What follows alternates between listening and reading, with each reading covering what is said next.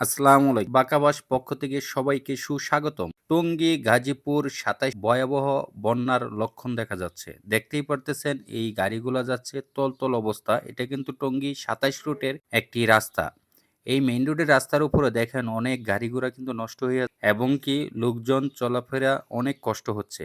এবং মানে এত পরিমাণ পানি হচ্ছে রোডের দিয়া মানুষ কিন্তু হেঁটেও যেতে পারতেছে না, যা অল্প, অল্প রাস্তাগুলো আছে। এই গাজীপুর ২৭ রুটটা এত পরিমাণ পানি উঠছে, মানুষ চলাফেরা খুবই কষ্ট হচ্ছে এবং কি অনেক গাড়ি-ঘোড়া কিন্তু নষ্ট হয়ে যাচ্ছে। প্রচণ্ড পানি।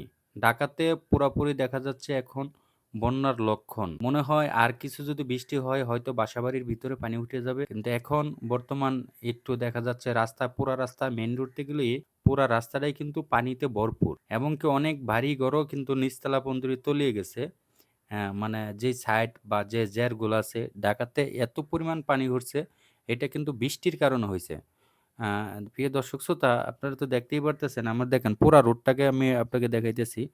মানে একবারে শেষ এমন কোনো বৃষ্টির পানির কারণে এই বন্যার লক্ষণ কিন্তু দেখা দিচ্ছে। এবং কিন্তু পুরা রাস্তায় তো